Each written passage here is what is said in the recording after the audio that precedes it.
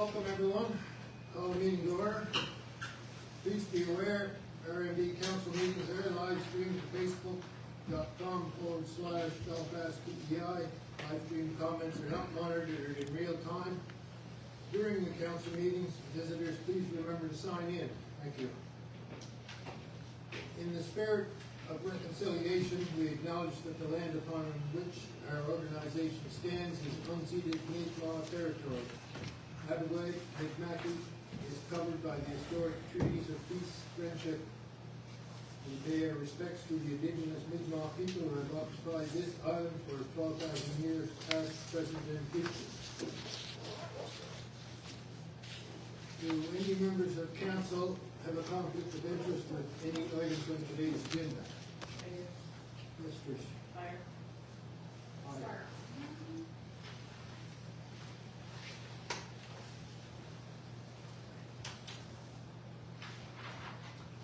Any others?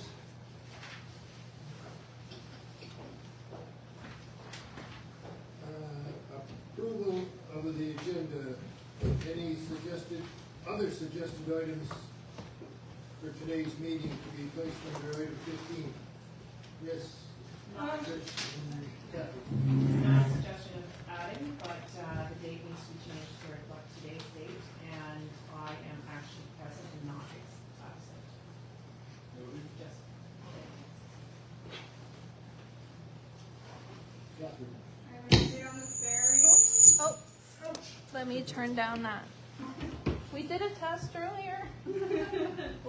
I have an update on Annabelle Ferries, and I have an update on the Dog Act. Sorry, on what?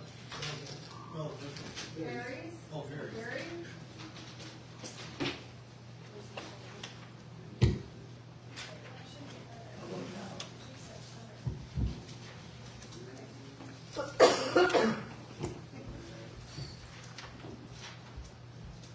I believe the Dog Act is on the agenda already, is it not yet?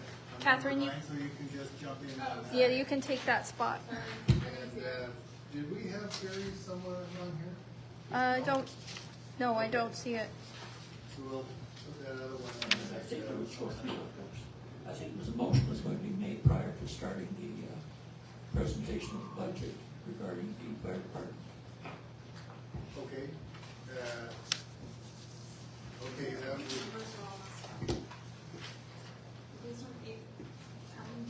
I'll just put it in there and we'll fit it where appropriate. Motion on fire department.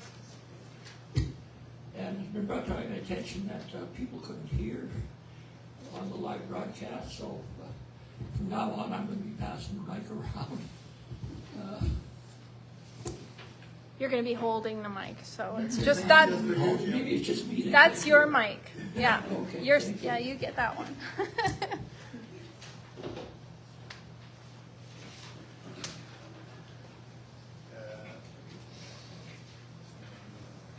Okay, may I have a mover and a seconder to adopt the agenda as presented and amended? So moved by Trish, seconder, Billy. All in favor? hi. Nays? Motion carried. RCMP report for the month of January. Edmund Ashley. Okay, so some sad news. Our RCMP liaison, Sergeant Mike Robinson, is being transferred to Alberta. Our municipality was very lucky to have someone so available whenever we had any questions or concerns. He will be missed, and we wish him all the best in his new move. I plan on meeting with the new RCMP liaison as soon as possible, and once I have that ironed out, I'll share it with council. In the meantime, we are up again slightly in incident numbers from last month. So last month we were at 16, or sorry, December we were at 16, and in January we were at 21.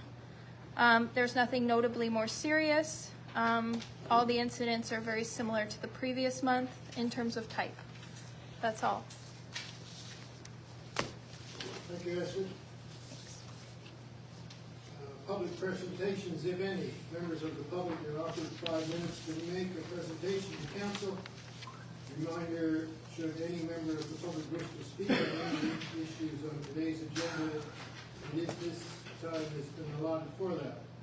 All other agenda items are reserved for council participation. Are there any public presentations? Yes, we have one. There was also. Would you mind fire coming up to question. here?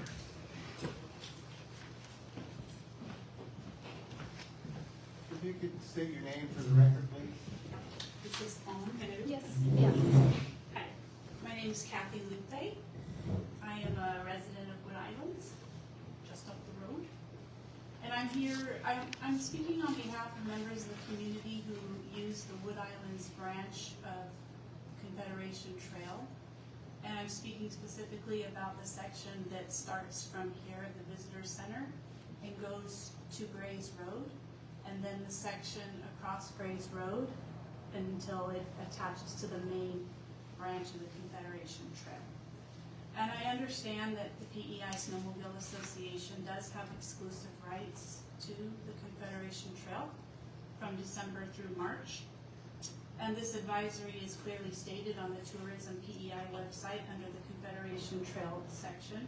However, within the same advisory, it also states, and I'll quote, "There are several areas where snowmobiles are not permitted to use the trail as follows," and listed is Summerside between Glen Drive to Small Avenue, Charlottetown from Joe Giz Park to the bypass, Montague to Robertson Road, and on the Wood Islands branch line from the ferry terminal to the main line. This was updated December 23rd, 2025. Each of the exceptions that I just included are on the Confederation Trail map, which is displayed on the Tourism PEI website, and all parts of the trail are shown in blue. The exceptions are shown between points marked A and B on the map, which is on their website. Additionally, there are signs posted stating no motorized vehicles along this part of the trail, and that's kept the Wood Islands branch safe for walkers and snowshoers and cross-country skiers, at least in winters past. Not this year. Suddenly this year, it seems that the Snowmobile Association has added the Wood Islands branch to its map and opened this section of the trail to high-speed motorized traffic. I know this because my walking buddy and I were out earlier this year and we almost got run over by two snowmobiles. So, barring our obvious scare and threat to life and limb, this incident sparked several questions and some serious safety concerns. Number one, which governing body made the decision to change the trail status? Like, who holds the jurisdiction for trail decisions of that nature? And what are the protocols for communicating these changes to the public? Because there's been a negligent lack of information. I've scoured the social media pages for the Belfast Community Development Corporation, the Belfast Recreation Center, the RMB, the WIA, DC, Tourism PEI, and the Snowmobile Association, and nowhere can I find an announcement or an invitation to discuss this change in the trail status. So when was the decision made, and why wasn't the community informed, or more importantly, involved in this decision? I've made some phone calls. Tourism PEI didn't seem aware of the change either, and after doing their own investigating, their team spoke to the president of the PEI Snowmobile Association, who confirmed that the Wood Islands Trail section was added as part of the snowmobile route to support the Wood Islands Express Cafe and help them stay open year-round to promote business in the Wood Islands area. He went on to say that a meeting regarding this decision was held a few weeks ago. He didn't say a date, he just said a few weeks ago, at the Belfast Community Center, where it was discussed and voted on. I just want to state for the record that we love our friends at the Wood Islands Express Cafe, and we're in no way against them promoting their business and finding every success. That's not the issue here.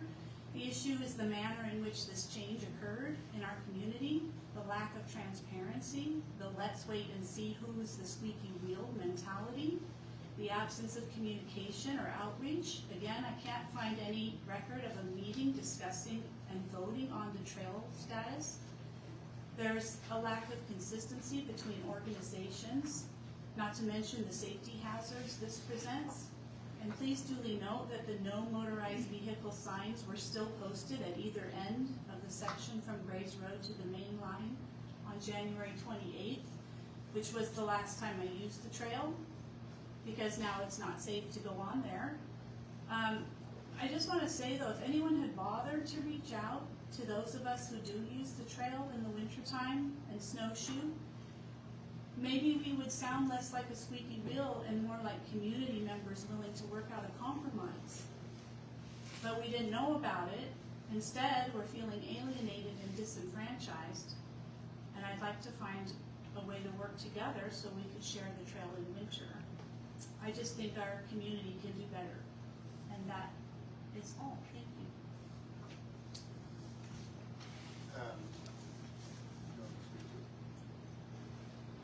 No, there's anything to say. I had a meeting with the president of the Snowmobile Association, and we got some clarification on this issue. And they were asked by the restaurant here, like we said, if they would take a route and come to the restaurant for business for their winter, and they said they'd go to the province and see what they could do, and the province approved it, and there wasn't enough time to come up with a lease to the province, but they were eligible to do so. So they were brought down to this building by invitation. Can I speak to that as well? Yes, absolutely. I was contacted by the Department of Transportation after reaching out to Darlene Compton twice. She forwarded my email to the Department of Transportation, and they responded back with that this opening of this section of trail is a pilot project, and they're going to see how it goes.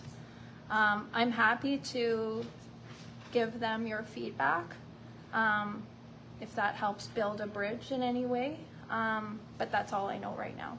I do have a statement from the cafe, the Express Cafe. Is that okay if I read that? They provided it to us, so. Yeah. Okay. So they sent this to me this afternoon. They regret that they were unable to attend tonight in person, but they appreciate the opportunity to provide this statement with consideration. The winter use of the trail by snowmobiles has been approved by the province. This seasonal designation is not new, and it has been communicated and understood prior to the grooming and opening of the trail for snowmobile use. As a local business, winter snowmobile traffic is essential to our survival. The snowmobile season is short, approximately 1 month, yet it provides critical revenue needed to sustain our cafe through the slower winter period. Without the seasonal activity, we would not be able to remain open. Our cafe is not only a business that contributes taxes to the community, but also a valued local service. Many residents, including seniors who don't always cook for themselves, rely on and appreciate having a warm, accessible place to gather and eat during the winter months. Remaining open year-round matters to our community. We understand that some residents enjoy walking on the trail with their dogs. However, the snowmobile designation is temporary and seasonal. There are alternative walking areas nearby, including other trails and quiet wooded roads that remain available during this short winter period. Safety is also another concern. Once the trail is officially designated and groomed for snowmobile use, it is no longer appropriate for pedestrian or off-leash dog use. There has been an incident in which a loose dog was nearly struck by a snowmobile. When a trail is clearly designated for motorized use, it is important that all users respect that designation to prevent accidents. This is not a matter of choosing one resident over another. It is about respecting a provincially approved seasonal use that supports local economic activity while still leaving other recreational options available. We respectfully ask the council to support the continuation of the approved seasonal snowmobile access so that our business can remain viable and continue serving the community year-round. Thank you for your consideration. That's all I got. Yes, please. So it's a provincial issue, we're definitely in the middle. What is concerning is that the signage does not reflect the change in the skies, and perhaps maybe we can ask the province to, put signage that it is a multi-use trail. And proper signage will help with that, it's, nobody wants to get hurt. And being on an area that, no, says no motorized vehicle, and then someone comes down, that would be terrifying. So and then saying that, that sudden change happened without having information, without having, acknowledgement that this is changing or having proper signage is unfortunately, a poor move on the province. And I would ask that maybe we can request them to change the signage and look at considering that section is a multi-use trail, so that the snowmobilers realize that, they do have to go slow on it, they do have to realize that this is not the same as Confederation, snowmobile trail, and that there is other people potentially on it. Well, I think that maybe we'll need to get the clarity around that, because it sounds like, based upon the statement that the cafe made, that it's not for pedestrian use, so I think we'll definitely should get that clarification. When I reached out about it, I brought up the fact that it says no motorized vehicles, and so apparently they don't change that signage anywhere on the Confederation Trail. And the kind of like thought process is because the pictures don't say snowmobile, then it doesn't apply to snowmobiles. Okay. But I think that really, the Confederation Trail being used by snowmobiles has been happening year after year. Most people are now kind of aware that that's the case, but when we take a new patch, a new stretch that hasn't historically been used like that, it definitely would be worthwhile from the safety perspective, there'd be more communication to make sure that everybody's safe. Well, and like consistency between organizations, because it does say on tourism PEI, the map is there and the 4 exceptions are on the map. And right now, as it stands, as it's still today, their website shows that that's an exception that says no. And does it show on the map that stretch? Because the verbal description said the terminal to the trail. So I'm just wondering, is there to the main line? And I'm just wondering, is there a bit of confusion there? Because if it shows the map, visually shows it, and it's showing it kind of like what we're talking about, or if the words are describing literally from the trail to here. Not sure. But it kind of, because the verbal description didn't necessarily perfectly align with maybe what the map would show, but I'm not sure, I haven't seen that yet, I'll look at it. You would have to be referring to that connector up there, because none of this is actually rail bed. Okay. This was all manufactured trail. It's just interesting that they would say the ferry terminal, because. Well, on the map, it does say Wood Islands. It looks like this is it's not the actual terminal Right, down the okay, road, it's talking but about kind of here. This Yeah. hub. And I feel like when people, it's like there hasn't been communication, so if the province made this decision, then they have done a poor job of communicating it not only to the public, but to the other organizations that should have it on their website, because it is a safety issue. And the other thing I just want to add is that if it's a pilot program, that could there be a community meeting where people, all stakeholders could come and we have some great suggestions for sharing that part of the trail. And if the cafe is on winter hours and they're only open on the weekends, let's say, the trail is closed to everyone all week long, and that doesn't seem fair either. So why, if they're gonna be open all week, that's one thing, but can we not share the trail? That's my question. That's all. Thank you. Thank you. Next up is fire department. Fire department is next.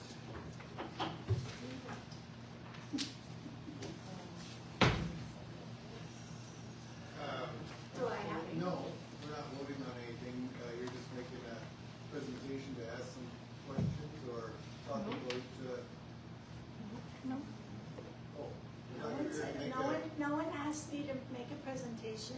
Okay. Someone mentioned, I think Bob mentioned if there was any questions, but I don't have a presentation. We presented it to you and Gareth at our meeting, and Great. So I'm sorry. would council, does council have questions for the fire department that they'd like to ask at this time? is this regarding the budget or what, or anything? I have a question. Is 165 enough?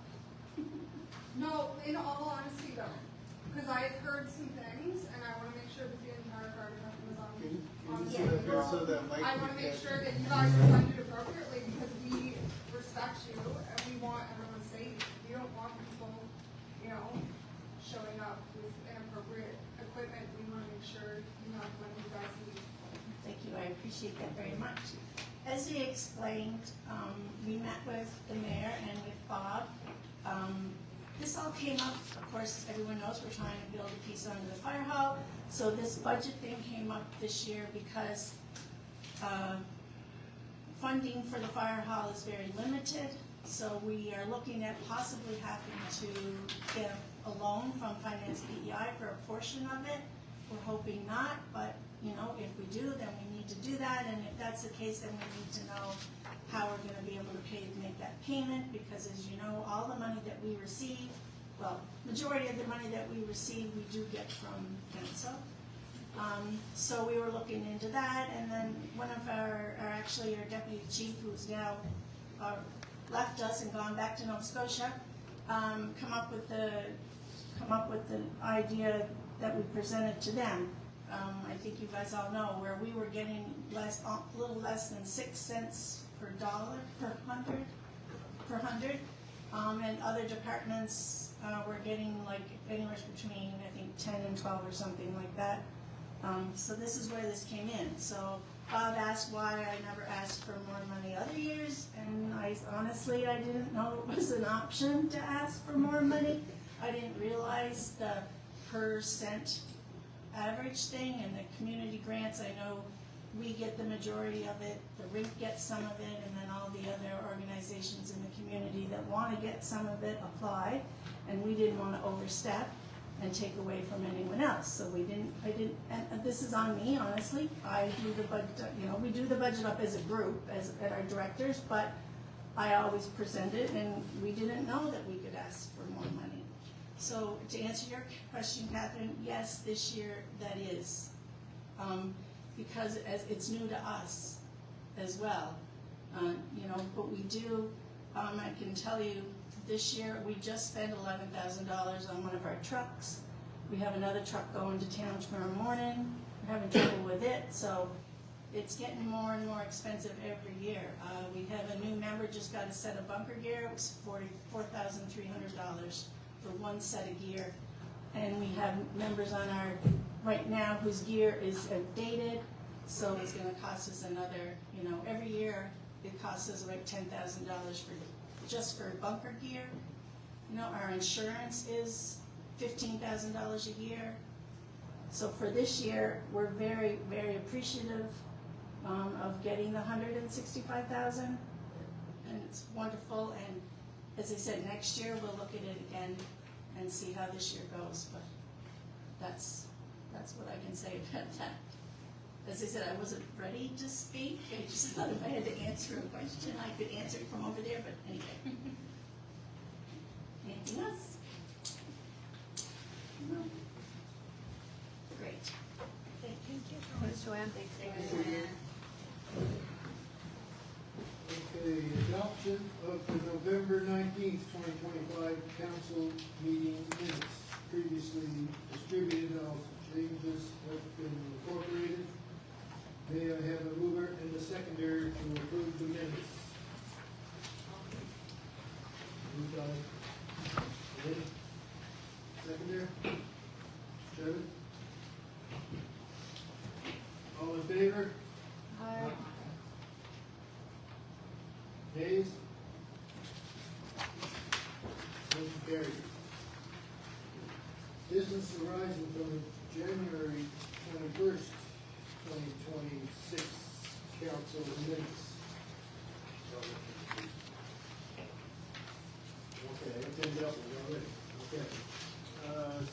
report. Thank you, Mr. Mayor. As you can see by our financials, our spending is on track. We're almost finished for this fiscal year.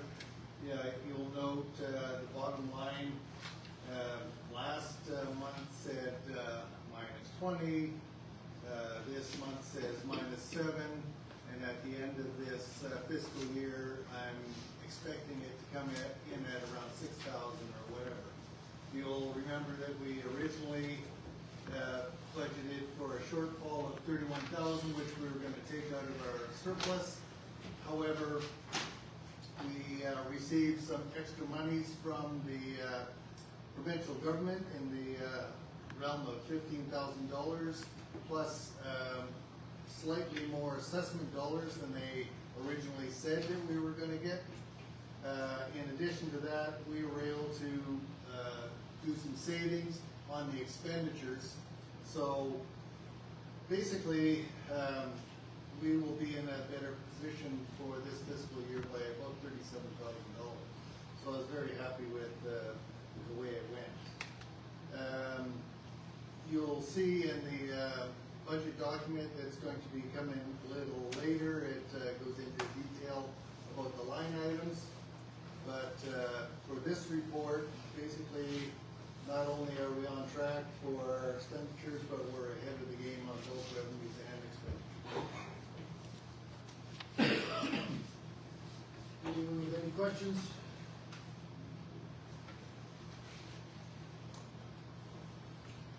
Okay, thank you, Bob. Update on the Dog Act research. Is it okay if I turn this over to you, Catherine? 'Cause Yeah, you- do you have anything else? No, Is just that whatever, okay? yeah, is that okay? Well, I told everyone that, last month FPIM would be, funding legal advice on behalf of all municipalities. Unfortunately, because of bad weather, our meeting was delayed. So I've not, it's, bad news that I've not received any update. So as far as I know, we should still be seeking that advice. And hopefully next month I will have an update. Thank you. Thank you, Catherine. CCBF, Canada Community Building Fund, Fire Hall application has been signed. Brooks. Yes, just an update, the contracts did come in on February 5th. The mayor and I signed our portion of the contract. We then communicated that to the fire hall. We sent them a contract for them to sign for the contract going forward. And I informed the fire department that they can go ahead and start sending me invoices to recoup for the planning and design phase only. That's what was approved by CCBF. What will happen after that is there will definitely be money left over from the $294,000 that was made available. So what's going to be required then is after the planning design phase is finished and we find out what the results are of that, we will then be able to meet again between us and the fire department, talk about where they want to spend the rest of the money, and then once we figure that out, we will have to go back to Infrastructure Secretariat so that they will be able to approve the rewording of the rest of the funds. Council did give authorization that they wanted the monies to go to the fire hall for this project. And so the only thing left to do is find the results of the planning and design and then how to re-describe the rest of it. And it would still have to fit within the Infrastructure Secretariat eligible costs. But with the size of the project that they want to do, that's going to be no problem whatsoever. Can I ask a question? Was, at the end of it, was RMB responsible for backing the full amount of funding? Okay. No, As a matter of fact, remember that was a concern last month, that might be the case. However, the CCBF fund was renegotiated so that it was planning and design only. That way I did not have to meet that criteria, so they did not put that stipulation in the contract. So that will be coming potentially Depending on next. what we apply for next. So we won't know that until after we see the planning and design results.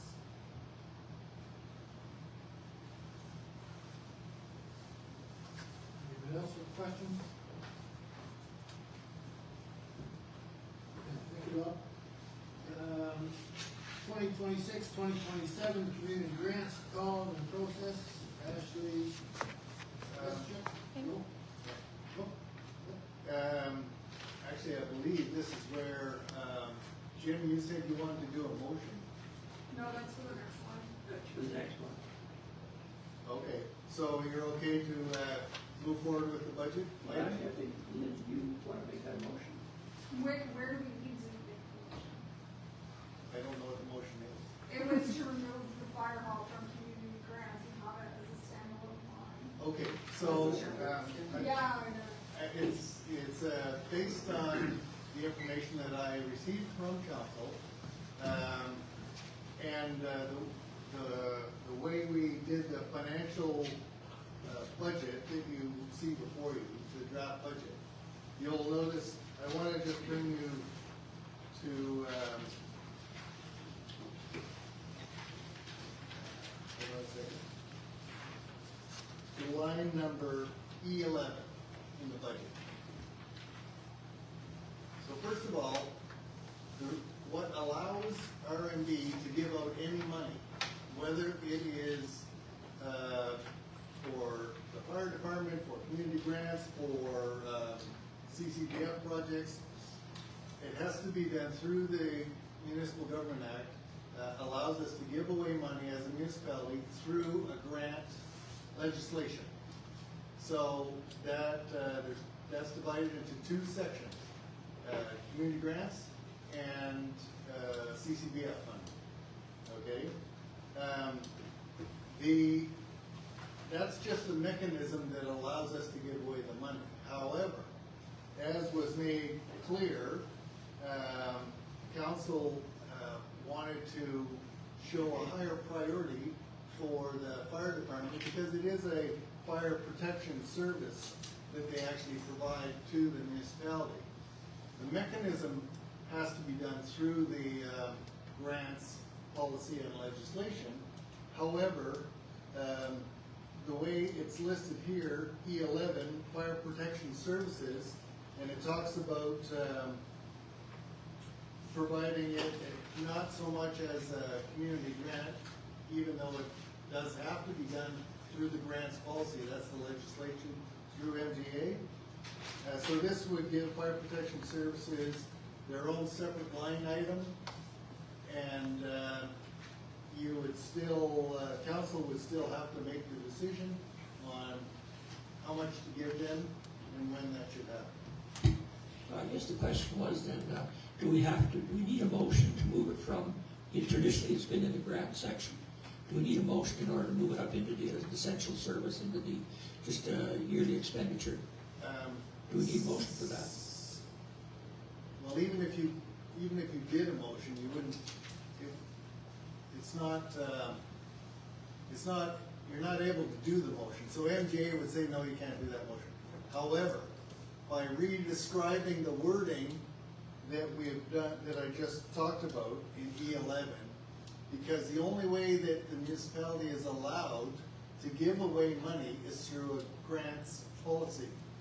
So by us re-describing it, you still have the ability to show it as fire protection services and to have a separate line item discussion. The grants part of it is merely the mechanism that I have to use to be able to pay the dollar amount. So we don't need a motion then? We don't need a motion, we can just describe it that way and do it that way. And do it that way? Yeah. but when I pay the bill, it's paid through the grants legislation of the MGA. Charlie? So I just have a question, is there other mechanisms in which that we can do this, or is this how all the municipalities in the province do it? To my knowledge, the MGA allows municipalities to give away money through their grants mechanism legislation. We said, when we were asked about how we wanted to break down the grants, we said, well, we only have two mechanisms, that's community grants and the CCBF.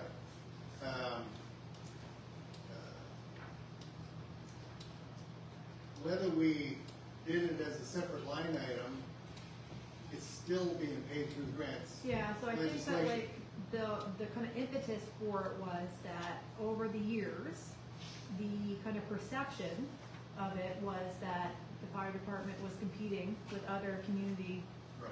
groups for the money, but the council's intention is that that's not real, and like, it wasn't the way that we were looking at it. Right. But there's definitely been a perception, and like maybe the ultimate answer is this is the only mechanism, and so we have to do a very good job of communicating that, like, even though this is taking place through kind of like an old, maybe out-of-date kind of mechanism, this is what it is, or maybe there actually is a different mechanism for which that we could do it. So I thought that we had talked about like maybe there'd be new bylaw that we would need to do so. When I checked into it after our discussions to find out how we could do it, it was as simple as re-describing But it E11 doesn't really meet as the- a line item. Okay, Yeah. so let's say you had, I don't know, its own bylaw, its own legislation. What would happen is you would have E11, the Fire Protection Services. Council would debate how much they've requested and how much council is willing to give them, and solidify that in your budget discussion. That's what's happening now. And by removing the grants modicum over top and just calling it Fire Protection Services, E11, and having it as a separate line item, the mechanism that I have to pay them is through the grants.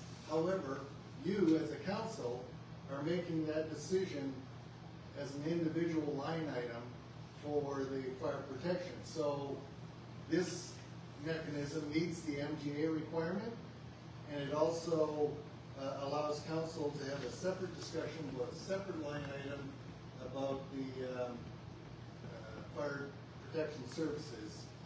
And there's no reference now to community grants. As a matter of fact, the committee that still has to look at it will now be looking at an application that says fire protection services.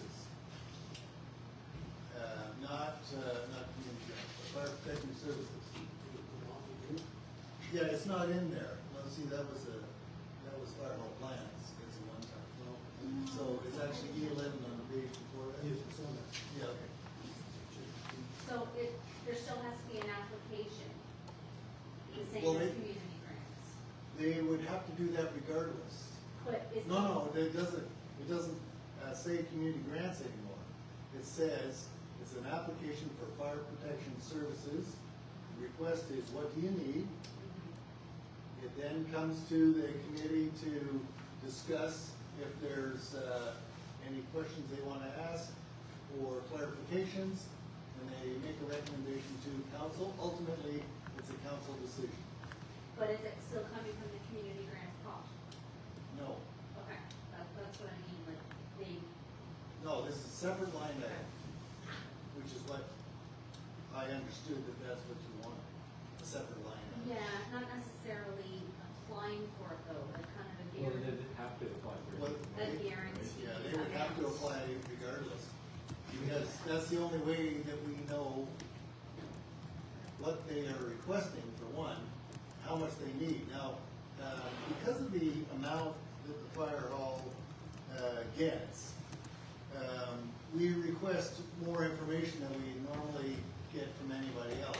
For example, this year, they have provided their financial statement, and here will be requesting their financial statement be added to the request so that we'll be able to do our due diligence and they'll be able to justify their ask. But either way, they have to ask, no matter what you do. But it's an individualized application. Now it's a line for that. item That's just what for we that, wanted, yes. not looping it in with community grants application. Correct. Jim? Okay, I've heard that there's a kind of a bit, there has been in some quarters a bit of a misconception of the relationship between the fire department and the municipality. The fire department is a solely separate entity, you know, it's an incorporated body on Prince Edward Island. And as such, when they put their budget together each year, they put it together without any input from the municipality because we have no real role in it. And as far as I can recall, since the beginning of time, I don't believe there's ever been a question, ever has been raised about the fire department's request for funding. Actually, can I clarify that, Jim? Because to my knowledge, since I've been here, we've been in discussions with the fire hall all the time. As a matter of fact, Garth and I have been attending sporadic meetings. We've been able to, anytime we're talking about how much they need, because their budget time comes at around our budget time. So when they make up their budget, it's because they've already had discussions with us about what their ask is for community grants. And fire department can correct me if I'm wrong, but they've had the input of what they are going to ask us, which is what they put in their budget. Is that correct? Yes. Okay, I don't recall it ever being raised at council before with, as far as the fire department is concerned, whatever they ask for is always what they get. I think on 2 occasions that I'm aware of anyway, that the council has actually approved more than what they have asked for. And as an essential service, it's not really up for debate. They know their budget, they know what they're doing, and you just have to show a little bit of trust, I think, that whatever they ask for is what they're gonna get. And that's been the practice for the last 8 years. And that's been the practice for, since, like I say, for at least 40 years. I only know 8. Yeah. Okay, so bottom line is we don't need this motion then. Correct. Okay. Did you want me to go to the budget now? As a whole? Well, just before you move on, I thought that maybe there had been a discussion in that last information meeting that we attended about maybe there was a value to like striking up some kind of like committee that would like council representation at the fire department to help make sure that, We have that. I think that we were talking about last time that it actually be someone who doesn't sit on the fire department, and that there would be, I don't know, that's, That is an option. That is something that council can put forward as a motion in the budget. you know. Well, as a matter of fact, Would it we doesn't need- have to be in the Yeah, we budget. would need budget for You it. could do it now if you wanted to. So the way it is now, both the CAO and the mayor are invited to the fire department's meetings that they have. And it's usually upon invitation for special discussion or a separate discussion. But there was a suggestion that maybe the council may want to attend these meetings more often, and if so, appoint someone to do that. Now, in the last council, we had a representative from the fire hall on council, and then this council term, we have another representative from the fire department on council. Councils, far back as I can remember, there's been a representative from the fire hall Right. on council, Yeah. nearly always. So, I think there's a couple options. You could suggest or do a motion that another person be assigned or volunteered to attend these meetings on a more regular basis than the mayor and I have been doing. Or you can ask the representative who's currently on the fire department, who's also on council, to give a monthly update. That's something you could request. But either one of those options would require a motion. And if the person that is on council doesn't want to do that, then you can also pick somebody else to do that. And the only reason you would do that is because this is such a significant part of our budget. The largest expenditure in our budget, so would the fire department have any problem with us attending your meeting more often? No, I don't think so, but some of our meetings, you know, it might only be half an hour, like sometimes we don't have a lot to discuss. I don't know if coming to all the meetings would benefit. I think, you know, having Trish already on the fire department and on council, why not use her as your source, and as Bob said, have her do a report once a month. Like, you know, some of our meetings that we would have, most of our meetings that we would have would really have no bearing on council, you know? It's not always, you know, the money that we're talking about or whatever, but I think the best use would be Trish. I mean, I'd have to, you know, bring it to our meeting to see what everyone else thinks, for someone to attend them, but So then why would you not use Trish? The only fly in the ointment is we have an election coming up. And if at the end of the election, the new council does not have a Yes.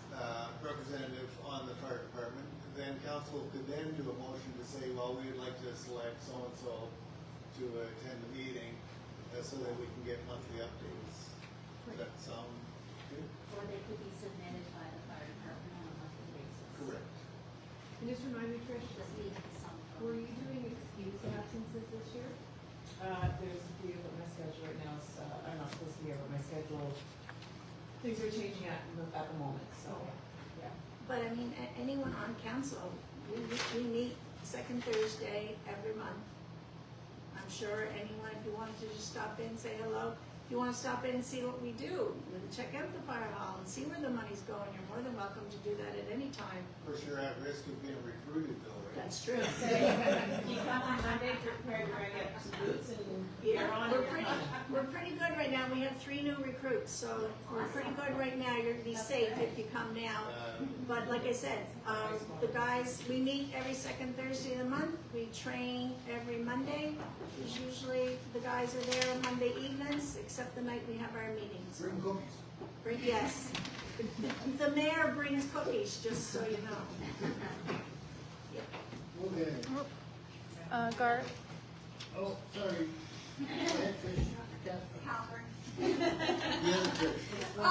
Just to go back to Charlie's, and sorry, that's why I was on my phone, I was texting people and asking questions. To go back to your original question, because that was one of our concerns, is that we didn't want it to be part of the grants, because we see it as its own separate thing. It should be its own separate thing.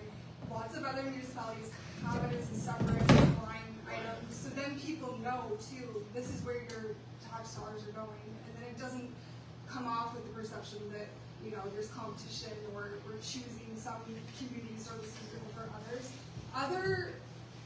Not all, but some municipalities contract out the service, and they do that based on the whatever cent per hundred, or they do it on a set price per household. So I don't know why that's not an option for us as well. Okay, so the way the Municipal Government Act works through the Fire Protection Services is if you are a municipality with a fire hall incorporated in it, then typically the province will pay the municipality the monies, and then the municipality will give it to the fire department after they do just like they're doing here.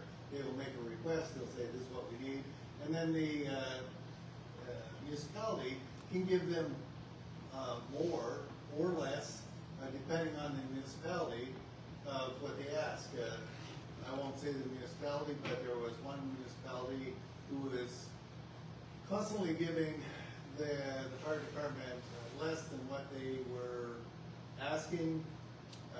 That has since been resolved, and they are now getting what they have been asking for now that they've been able to show some justification. So that's one mechanism. Then there's the unincorporated, where the province will designate, okay, in some cases it's 8 cents on 100, could be 9 cents or whatever, depending. And some of the major communities, like Charlottetown, they would have a whole separate area because they have a lot of infrastructure that they're paying for themselves and all that kind of stuff. So really, for rural municipalities and a municipality in our situation, we are getting provided the monies from the province. And we are asked to supply the fire department with funds. And we do that based on what they request. And as Jim pointed out, we've been giving them whatever they request for 8 years that I know of, and much longer before that. Does that answer your question? I think so. Well, and like the thing is, like, maybe there is another mechanism, but I don't think that we necessarily have to select it and change it tonight. If they Well, I can look into it further if you like. It doesn't seem to be one, that's what Yeah. someone would see. The only other mechanism would be to make another bylaw that's still just another grant bylaw, is it not? It would still be Yeah. a grant bylaw. Yeah. So it's the same thing. Yeah. Because that's the mechanism that MGA gives us to give out money. So could the fire department invoice us every year and we just pay it as part of our line of item budget? If that's the way you want to do it. if Well, the- no, I'm not saying that's what I want to do, I'm just exploring what other options there are, because I mean, that's basically what's been happening, because for the last 8 years, I'll just say 8 years, because that's how long I've been doing it. They will tell us how much they need, we put it in the budget, council passes it. And then last year, as you know, you gave them $5,000 more than what they asked for. So, if they were to invoice us, and then we paid for it, well, if you do it that way, then you haven't said, okay, well, what's your justification for it? This way, you have some due diligence by doing it the way that we're doing it. well, They you could still have request- due diligence. It Yes. could be like an annual contract that you do every year. It says at the budget time, how much are we gonna agree upon for this year? Which is what we're doing now. Yeah, but it's just slightly different, because it's not in a grant bylaw. It's just the Right. same as contracting out any other expense.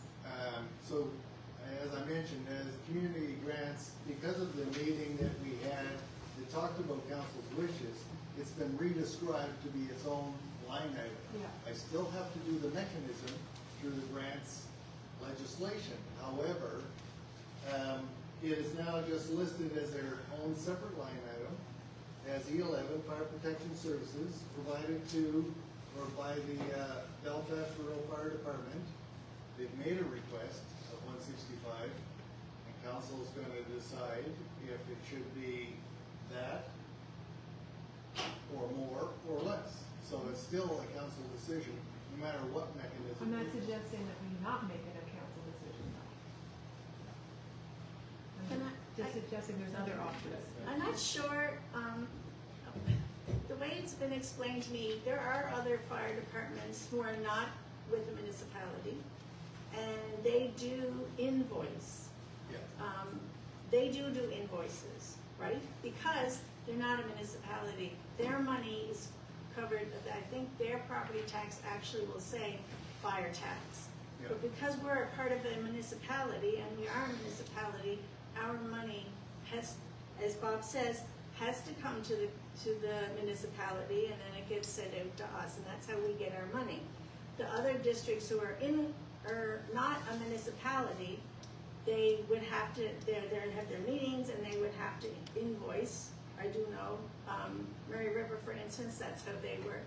They invoice the village themselves, because they're part of the village is a town, it has a council, and then the area outside of the village, that money comes from the province.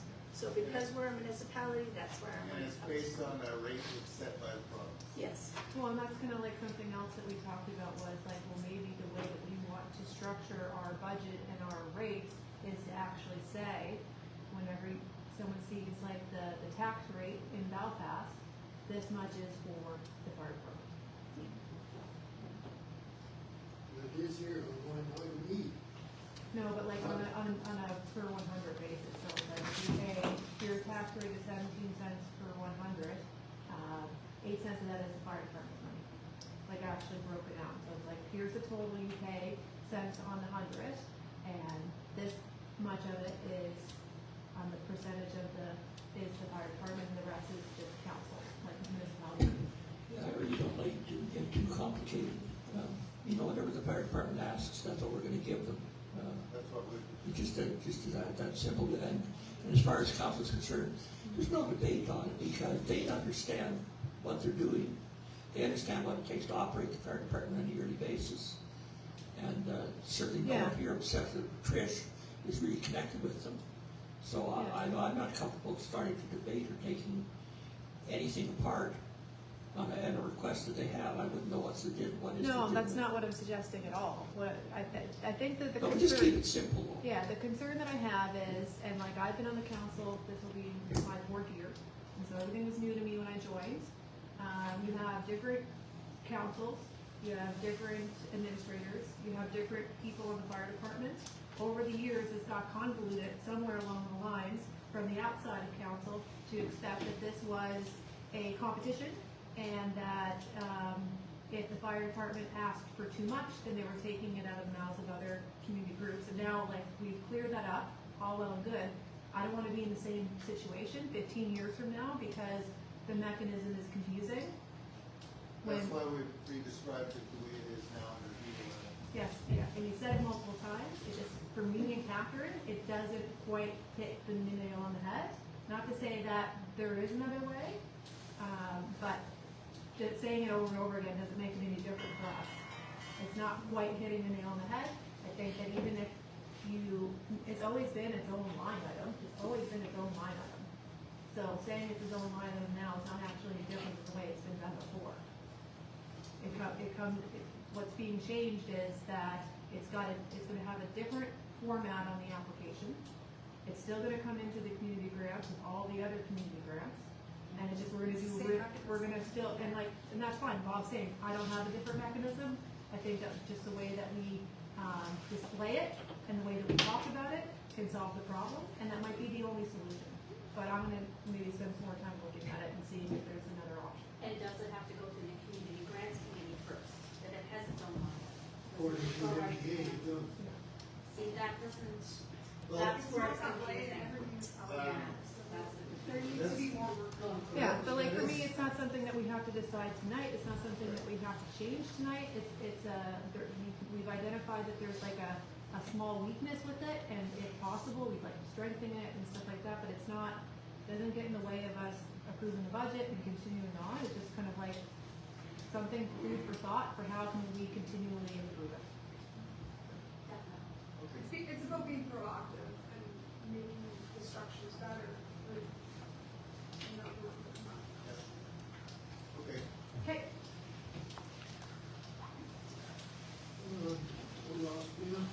Well, actually, I noticed that we missed, number 11. I can do that quickly, since I know that you're gonna take a little bit of time with the number. Not me. Yeah. Grant applications were posted to our website on January 22nd.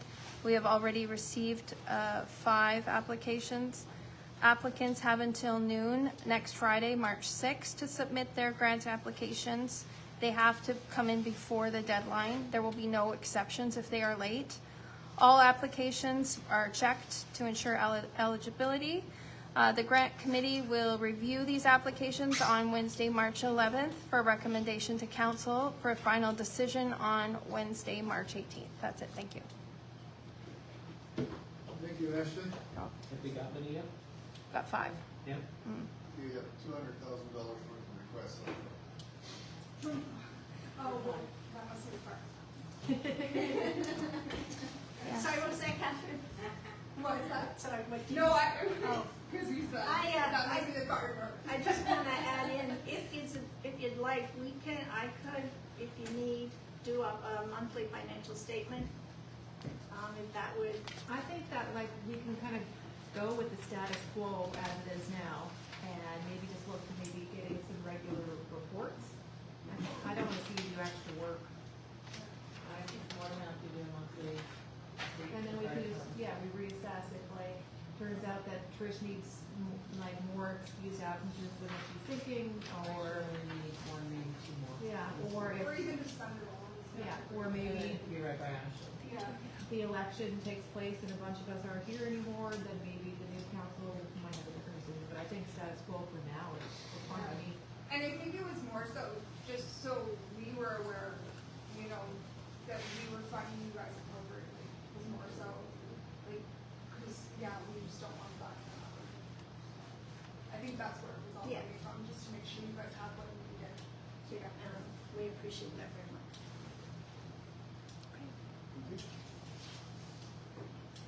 Okay. The 2026-2027 budget, financial plan, and capital plan, first reading. Presented. Thank you very much. As you know, we did give an official notice about the budget in January, about holding public meetings on February, so that's this one for first reading, and the next one is on March 18th for second reading and final approval.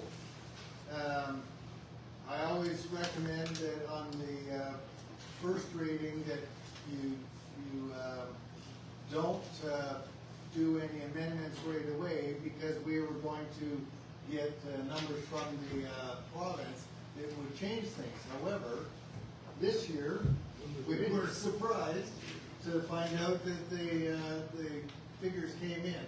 So if there's any amendments to the budget that you would like to make now, you can. However, the one fly in the ointment is the community grants committee discussions. Right now, you'll see that there's a placeholder only for $90,000. And that is based on the same budget as last year. You'll see it was 106,860. However, last year there was a one-time for the fire hall plans of $9,085, and then there was also a one-time for an accessible deck for $9,625. So basically, it left $90,000. But today, what I'd like to do is go over the budget line by line, and then I'll try and be brief unless you have some questions. In the budget document itself, you'll notice that every single line item, if you turn to page 3, you'll see that every single line item is explained as to what it is and how we arrived at the numbers. So,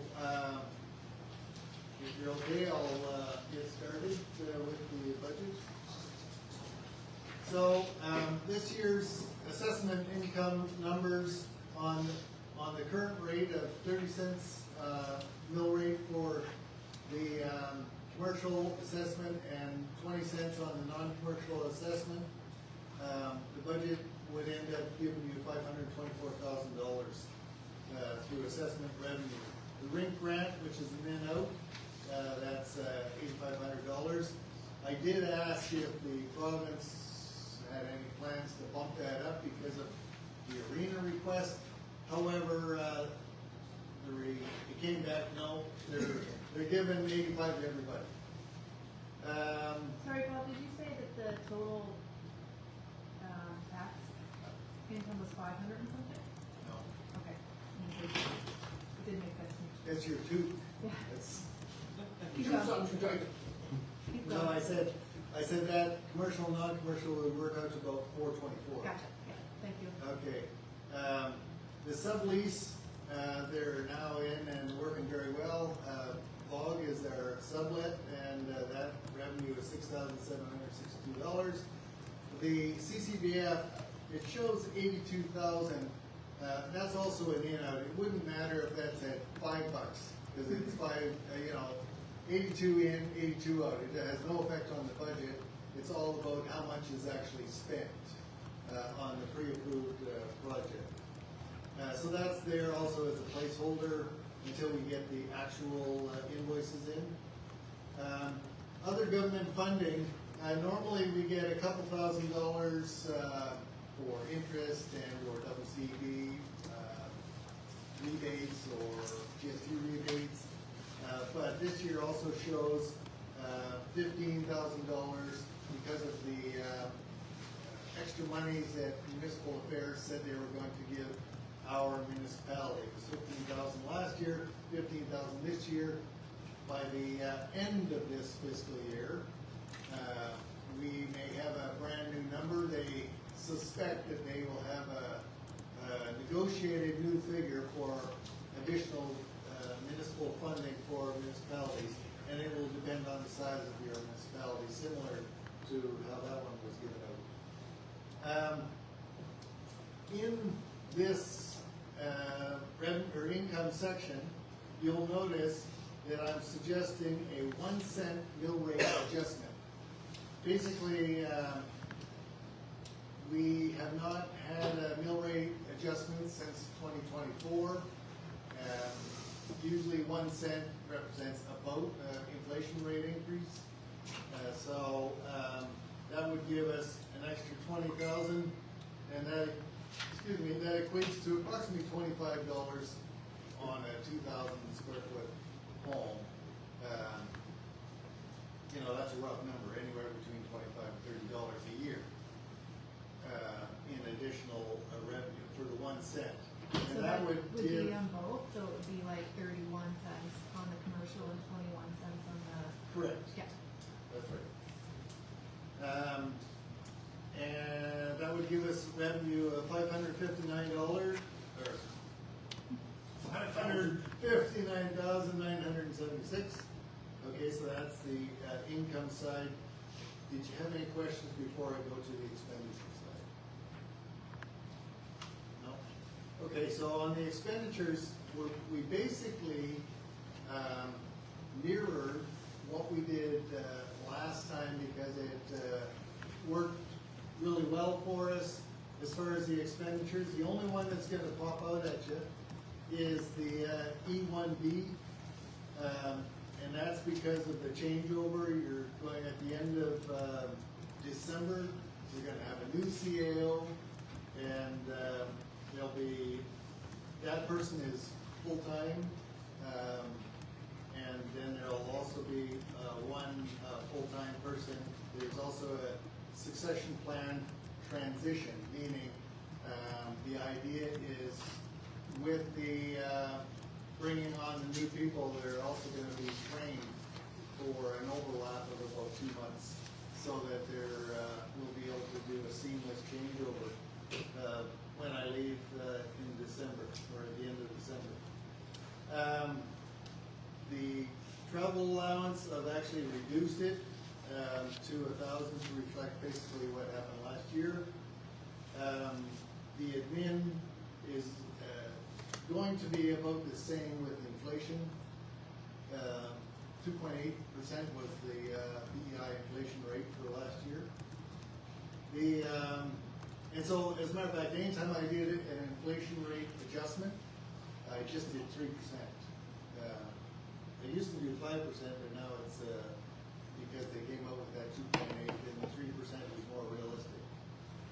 The advertising is basically the same as the is shown, and the quotes that I have are basically going to be the same as last year. The amortization is about the same. The insurance is a slight increase. The project MEMS, that you remember we budgeted $750 last time. Well, now, the only thing left in that project's MEM budget is the municipal emergency management plan, and that's for Ashley to do a course or, work with the province on a course. And that's usually just one a year. The events is pretty much the same as last year. E8, that's different. Normally we put in $500 in case there is a by-election. However, there is a full general election this year. And so when we do a full election, the cost is about $5,000. If, for whatever reason, we do an acclamation, then that's gonna go down to about $500 again. But, then you'll have saved some money. However, my ear to the ground says that there's going to be lots of people who want to run for council this year. Because you guys have made it so attractive. You might be assuming we're coming up. So, anyway, so 5,000 is the budget on any full election year. FPIM, FCM, professional fees, that's all basically the same with the associated travel, with inflation. And it also reflects the new rates because I have the invoice codes already.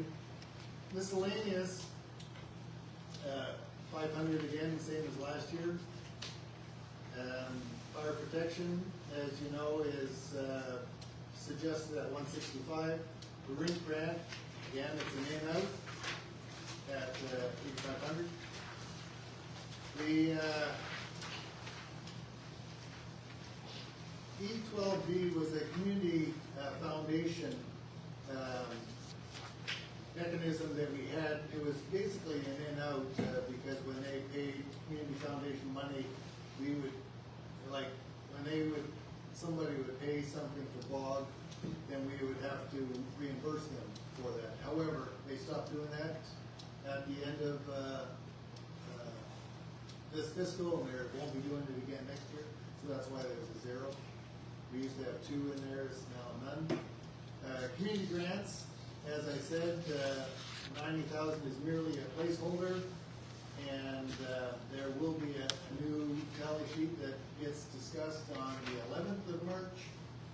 And the deadline is the 6th.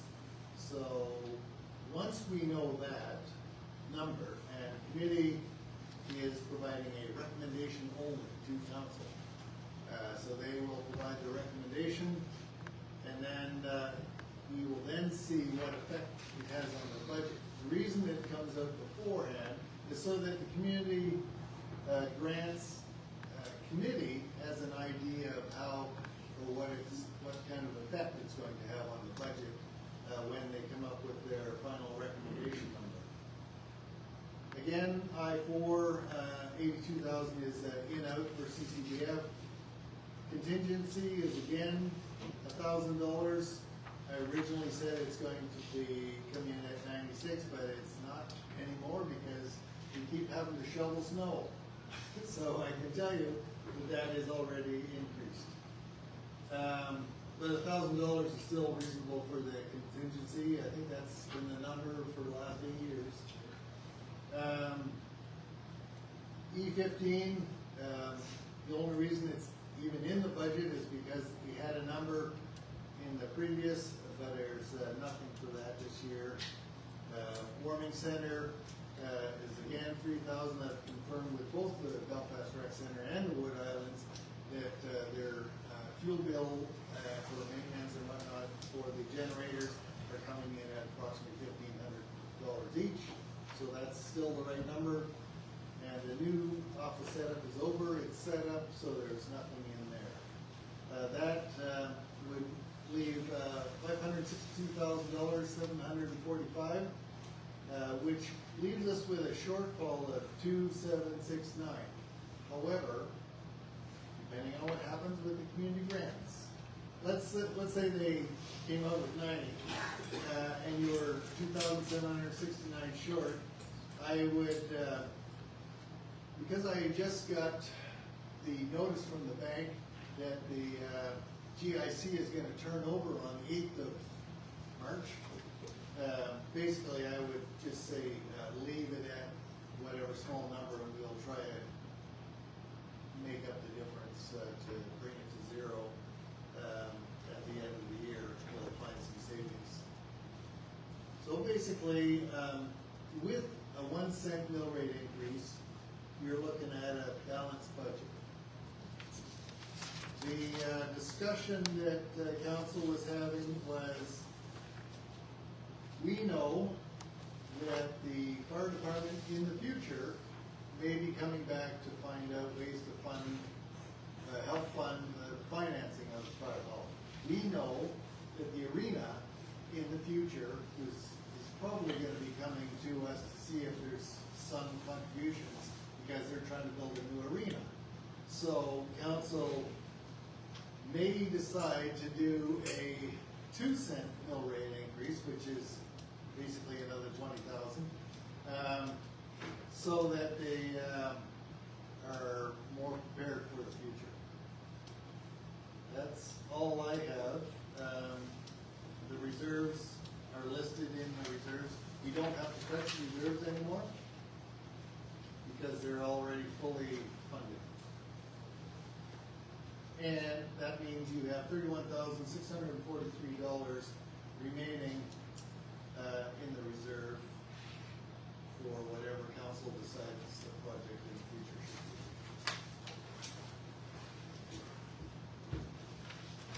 be. So are we double booking the election expenditure? Because we have $5,000 in the reserve fund, and then we're having $5,000 as a line item in the operating budget. Good question, but no. The reserve was set up because at some point, in the regular period, we're actually gonna spend the 5,000 that is for the general election. The reserve is there, sitting in reserve for all the years to come.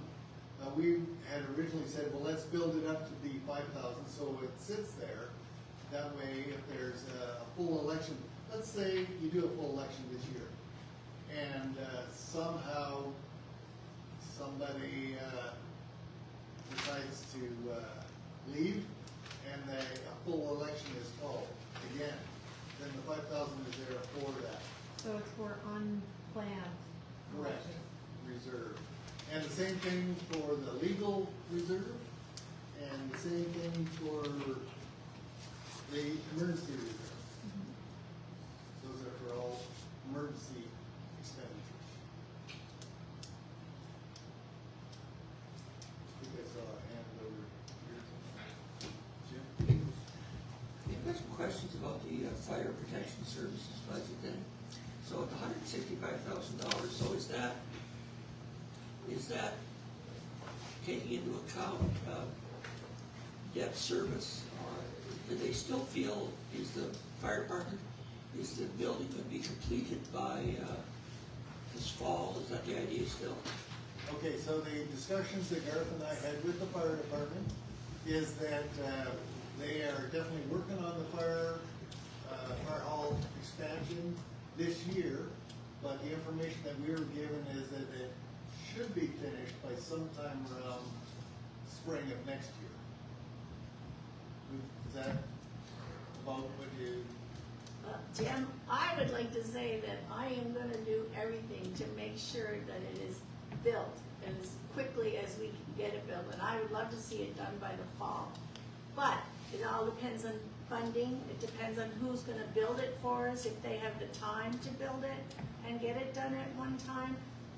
There's a few factors that we're still waiting on. We're waiting to get the Planning and design. funding finalized, but we're also waiting to get from the contractors. What do you love? Quotes. Quotes, thank you. Quotes from the contractors to do that, so. Okay, so $165,000, I guess my question is that just for operations this year, right? Because I understand that they've had a shortfall over a number of years with more equipment and stuff need to be bought. that $165,000, is that strictly the operational budget? Does that take into account that we're gonna have to start paying, if you need to get it finished by this fall, are we gonna have to start paying back a loan? It's in there, yes, to see if we do in fact have to get a loan, that we would be able to have the money to make the payment. That's why we put it up. I have all years, like every year that we put in our budget, we've always spent at least 20, 30, 40,000 more than we've put in. So, we do get other, we do have a few other funding, like from the Dukes and things like that, but we've always, we always have shortfalled ourselves over the years past, but we did ask this year for the 165,000 to up our operational costs, but also to be able to have that money there if we do need to get a loan to pay for a portion of the hall. And that would be near the end of the fiscal year Yes. anyway. Yeah. Okay, so the initial estimate then of $1.4 million with the initial planning, that's no longer in, is that what you think it's gonna cost, or is it, have you reduced the scope of the project We yet? haven't got the quotes back yet, but I heard from a couple that it shouldn't be that high. But we haven't got an official quote yet from our contractors. So we're waiting on that. I'm hoping it's not, a lot less than that, but that's the quote that we quickly formed a, building committee, and we just went over everything roughly. We're not contractors. We just went over roughly, guess what we thought everything might cost. We did get a quote from, one of the building supplies and some material and things, so that's where the 1.14 million came from. It was just a guess and an estimate on our behalf. So as I said, now we're waiting for the contractors who we've given the plans to come back to us with the quotes on how much it's actually going to cost. Oh, so do you actually have plans, like the architectural Oh, yeah. drawings now? Yeah, They're all everything, done up in the yeah, garage. yeah, we have everything we need now to start. We're just waiting to hear back from the contractors so that we can start looking for funding.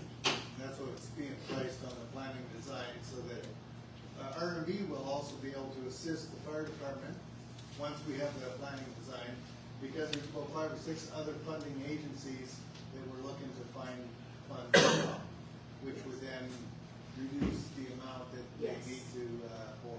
Yes, we're hoping that if we need to borrow money, it's a very small amount. Like the less we have to borrow is the better, because as I said, our budget we're asking for this year is 165, but as I said, we just spent $11,000 on our trucks, and another one's going in tomorrow morning, so we don't know what that's gonna be, so every year it goes up.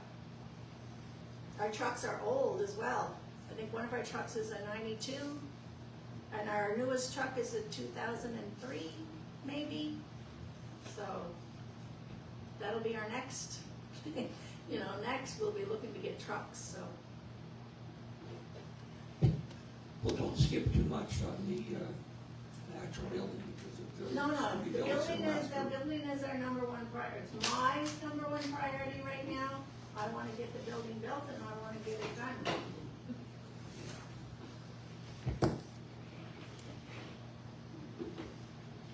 Any other questions on the budget? Yes.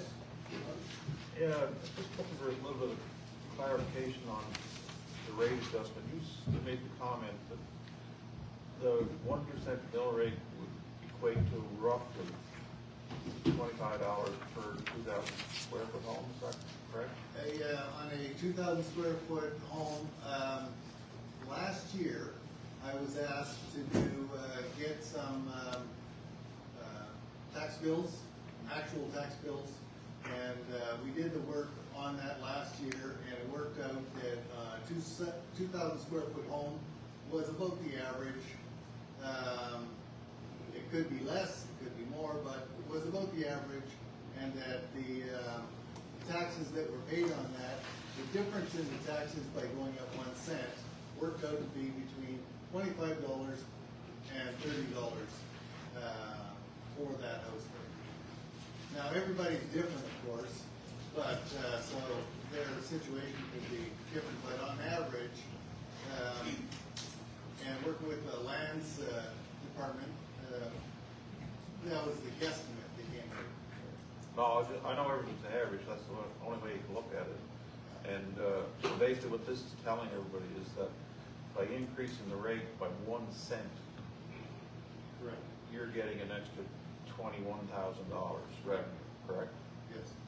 So if you did it by 5, you'd have 100K. Or if you took it down by Are you 5, so that's offering? 100K. Okay? Yeah, it's basically 20,000 per 1 cent. Yeah, okay, no, I just want to make sure I understood the numbers, that's all. Thank you.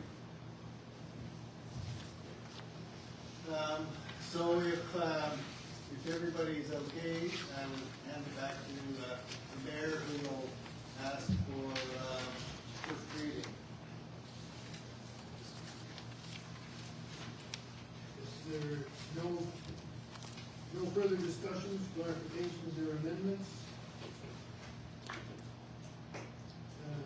I ask council to give a mover and a seconder. Tim moves. Trish, Jim moves, Trish second.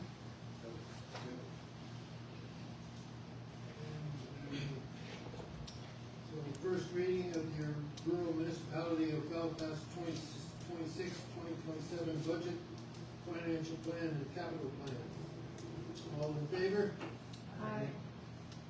Nays? Motion carried.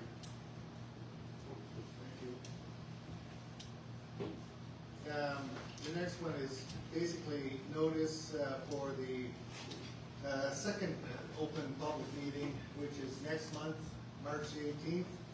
At that time, we'll be looking for any amendments and or second reading and final approval.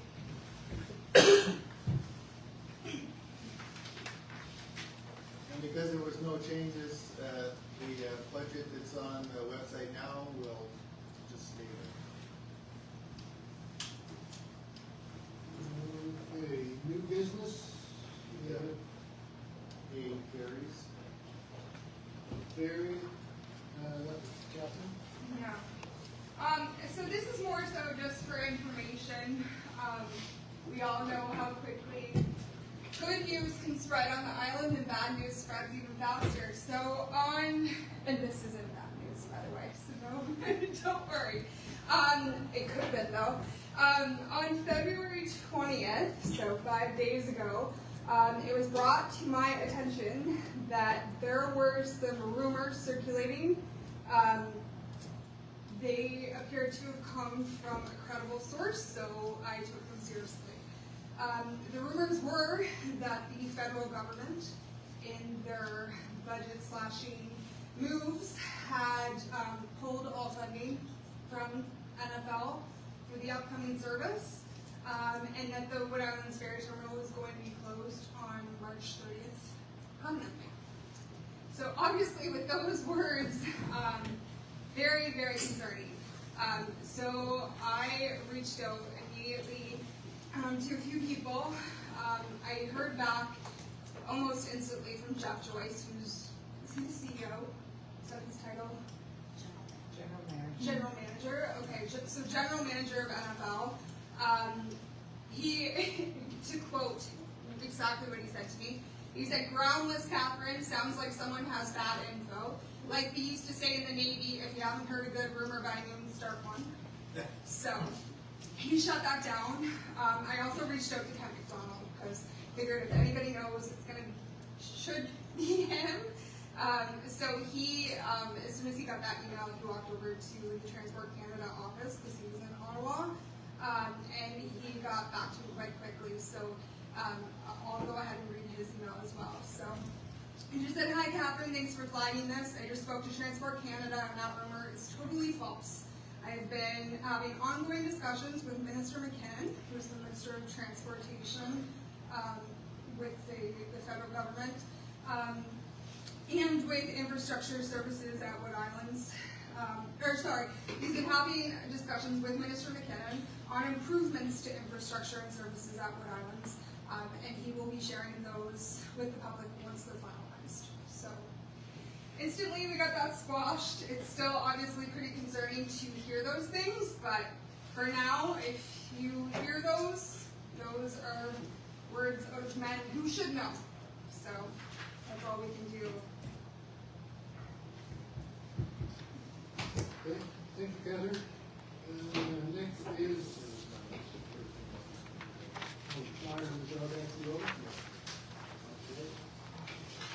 Next meetings, the Community Grants Committee, we're gonna meet on Wednesday the 11th at 7 o'clock in the RMB office. And their regular next council meeting and the second public meeting on the RMB budget will be on Wednesday the 18th, permitting at 7 upstairs at Wood Islands Hall. And if there is no further business, move the meeting over to Billy.